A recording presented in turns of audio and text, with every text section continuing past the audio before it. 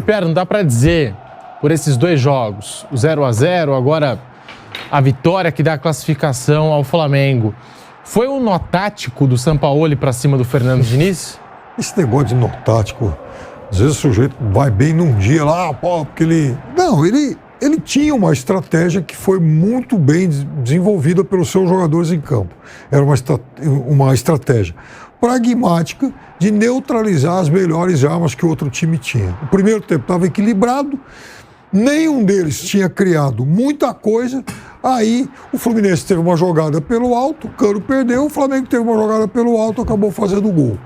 A partir disso, o jogo mudou totalmente. Mas eu diria o seguinte, pelo menos hoje, foi um Sampaoli que mostrou uma outra faceta. Ou seja, se precisar ser pragmático, fechado, ele vai lá e vai fazer isso também. Eu gosto quando o técnico é capaz de mostrar também esse outro lado. Agora, sobre isso que eu estava falando, eu estava comentando com o Zé um negócio no elevador, vindo para cá. Se eu olhava para o banco dos dois, o Flamengo no banco, Flávio, hoje tinha 5 jogadores que já disputaram o Copa do Mundo e mais 4 que já foram convocados para a seleção brasileira. 9!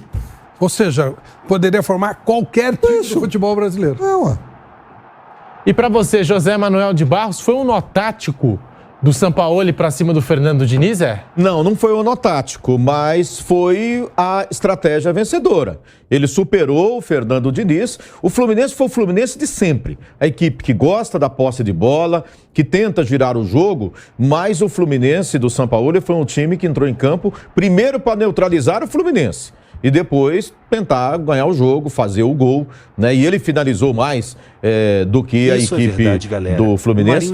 Primeiro porque teve o Arrascaeta no jogo de hoje, né? Você dava os números do Arrascaeta aí, e eu me lembro dos números que a gente dá do Renato Augusto, com ele ou sem ele no caso do Corinthians. E o Flamengo também, né? Com o Arrascaeta. Muda muito, né? Os números do Flamengo melhoram demais com o Arrascaeta. E o Arrascaeta foi o cérebro do jogo. Fez uma grande partida, mais uma vez. É aquele jogador que dificulta a vida, né? Que consegue criar algo mais, né? E o Flamengo marcou demais, com destaque para o Eric Pulgar.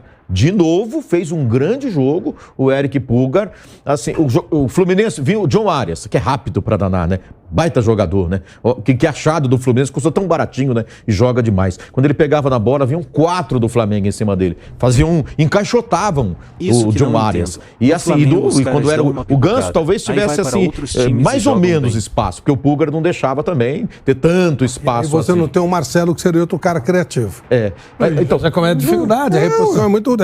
Tático é quando você domina completamente o adversário, né? E chega toda hora e não deixa o adversário jogar. Não, o que o Sampaoli fez foi marcar, achou um jeito de neutralizar, marcou muito bem a equipe do Fluminense, fez um gol, né, num cruzamento de cabeça do Arrascaeta, né? Eu poderia dizer de quase bola parada, mas foi uma jogada aérea ali na grande área.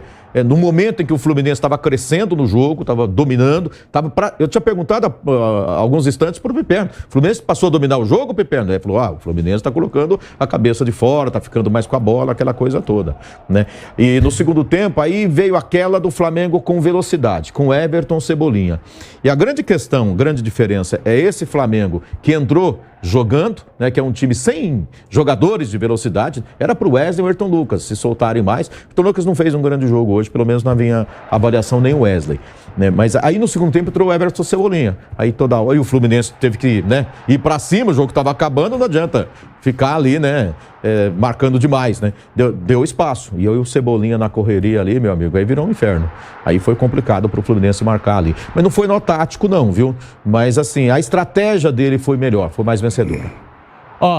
Daqui a pouquinho a gente tem uma declaração do Gabigol na saída do campo, deu uma declaração forte ao ser perguntado sobre o ambiente do Flamengo, se tem racha no vestiário, se não tem. Daqui a pouquinho a declaração do Gabigol assim que ele saiu do campo, depois dessa vitória contra o Fluminense, a classificação para as quartas de final da Copa do Brasil.